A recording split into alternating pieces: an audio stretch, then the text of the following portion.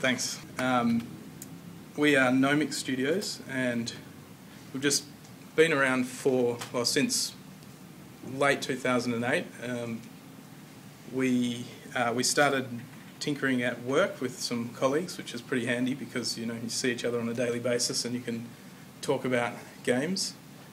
And we started making a game that wasn't Square Off originally, and we decided we wanted to make a game for the Xbox and using XNA, which I'll talk about soon. And then we saw this competition which was on, which you can win, I think it was $40,000, and so we thought that would be good, and just a good opportunity to have some real motivation to finish a game, which I'm sure everyone can relate to the fact that games are really hard to finish.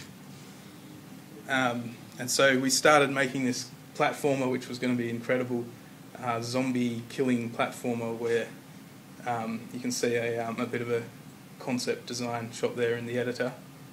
And pretty soon we realised that we would never ever finish that game in the time, and we had about 6 or 7 weeks left for the contest. And so we said, no, we're not making that game.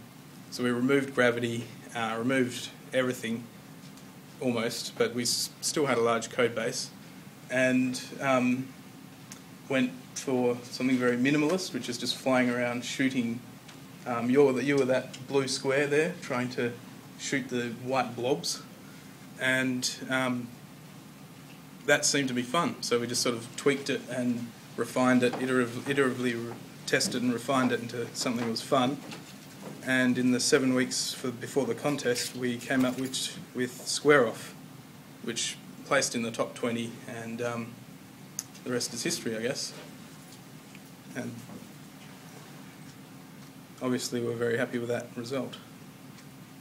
It was a lot of work though. Alright, so I'll talk about XNA, which I think is a great platform to develop on, because you've got C#, which is a managed language, so you can sort of work quickly and not have to stress out too much about memory leaks. And you've got, obviously it's running on Windows and on Xbox as well, and they've managed to make the Xbox API almost exactly the same as the Windows API, so it's very easy to have a cross-platform game going between the two.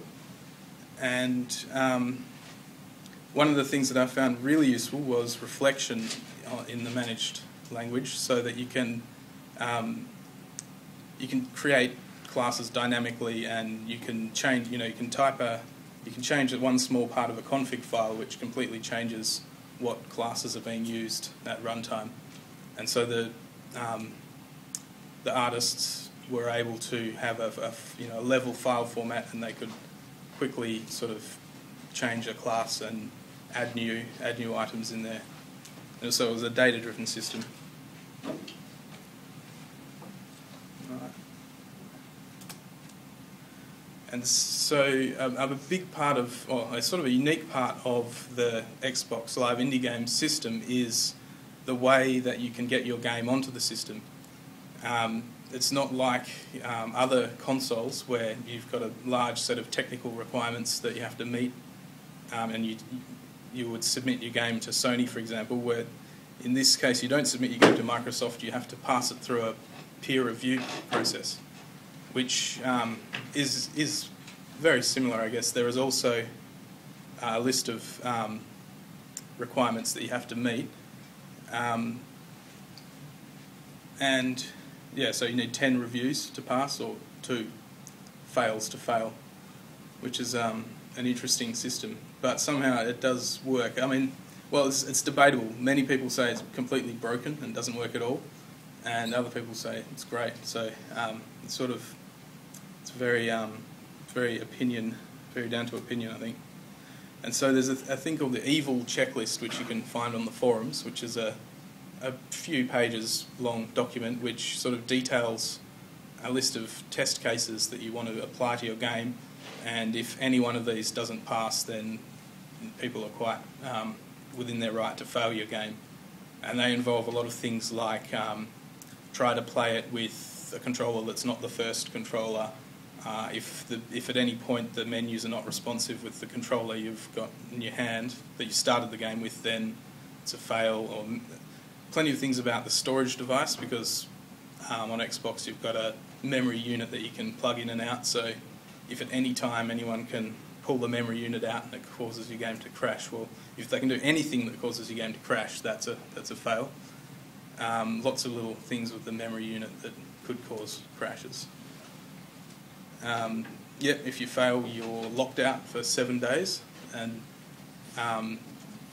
you can submit again in 7 days, or you can go back to the playtest, which is sort of handled in the same way. So you submit your game to playtest. Other premium members who've also paid their $100 a year membership, they can download and playtest your game and leave feedback. And the community does encourage you to do that. But you're not officially required to actually do that. So if you were to just sit there submitting games and never doing any reviews or playtests, people would eventually notice, and you'd start to get a bad name, and I guess people would stop reviewing your games. But there's nothing Microsoft can officially do to blacklist you or anything. They can, I think, blacklist you for trying to game the system or put in forbidden content. Then they can actually ban your account for that sort of thing. And I guess, one point is you can't, child accounts on the Xbox can't actually purchase these games. So if you want to make games for kids, it has to be something their parents are going to buy for them. And so the things I think that are good about this system are that it's sort of a hands-off system for Microsoft, meaning that they don't spend a whole lot of time and money, and they don't charge you for doing the certification, which I'm not sure of. I think maybe we'll find out, but I believe other systems you charge for certification, and you don't have to pay to have your game rated, which is a double-edged sword as well, because if it's not rated, it can't be sold in Australia, which is why we don't get the Xbox Live Indie games in Australia. But there are a fairly large set of countries where it is available, lots of European countries and USA and Canada and Japan. So there's a fairly decent market, probably nothing like the iPhone, but it's a pretty good market out there. And the community aspect of it is kind of nice. There's very, very active forums with lots of helpful people. If you have any questions or problems, it's usually answered pretty quickly, which is always nice. And it's kind of nice that the strange, bizarre ideas can get onto a console. I think that many other consoles will just say no, but it's too simple or it's just too crazy. But you've got a really diverse set of games on there. And in case you didn't know, it is possible to see them in Australia. You just need to create a US-based account attached to a US live address, US live account, or UK, or some country that has them, and then you can actually see them. It's harder to buy them because you have to buy localized gamer points, but it's definitely possible to see them if you want to check them out on your Xbox. And the other good thing is you get 70% cut of all sales, which as far as I'm aware, is a pretty decent deal as what's out there.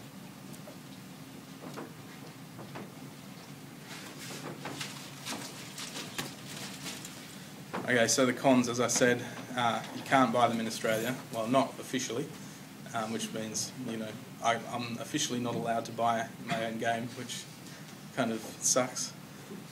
But,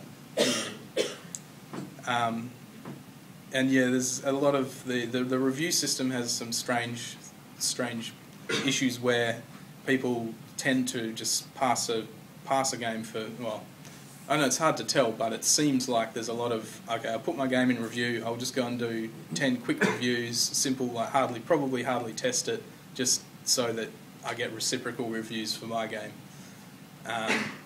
Which is obviously not good, because then those games aren't getting properly tested and you can get dodgy, and also you can get really bad things on the system, which is the next point, which is that there's a really large amount of bad games on there. So there's 1,200 games on the system at the moment, and I don't know, to guess, maybe 200 of them might be reasonably playable. I don't know. I haven't actually searched through that many of them, but yeah, there's some really terrible stuff on there because Microsoft doesn't put a quality level. There's no, so long as it doesn't crash.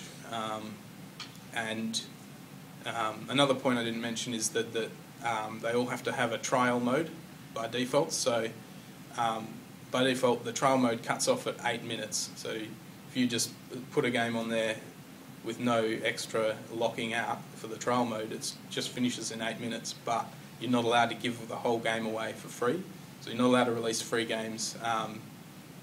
You have to price them at $1, $3 or $5, and then that means with the trial system, if your game is completable in 8 minutes, you have to explicitly lock out other features in the trial, which is reasonable, I think.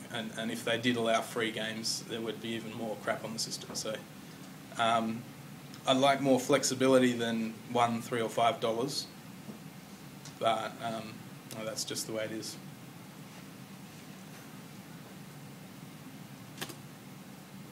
Okay, so the big thing about the system is it's not very visible. It's sort of a little bit hidden away in the Xbox dashboard, and the parts of it that are, like, you have to go to the market, browse the marketplace, go to the indie category, and then you go in there, and then yeah. Oh, okay. So you're asking a question. Cool.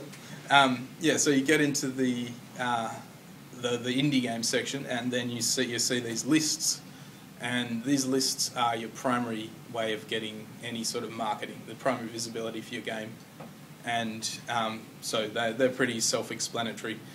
One interesting point is that top downloads, that is obviously beneficial to have a cheap game. So an 80-point game will get a lot more, or $1 game will get a lot more downloads than a $3 or $5 game, just because people might not have that much money in their account, or a whole load of people actually think that all the games on the system are so bad that they need to actually need to only ever spend $1 on them. They can't believe that any indie game could be worth more than $1, so they'll only look at the $1 games.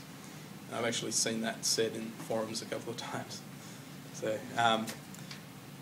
and yeah, your game will absolutely live or die by how it does on those lists. And our particular game was lucky in that we won that. Well, we got in the top 20 of the competition, which means we've been sitting in that competition finalist list since December last year. So we've been having some steady sales because it's actually visible. But once your game drops off all those lists, it's dead, basically. You know, you have to be either have a really good game, in which case it would be on the lists anyway. So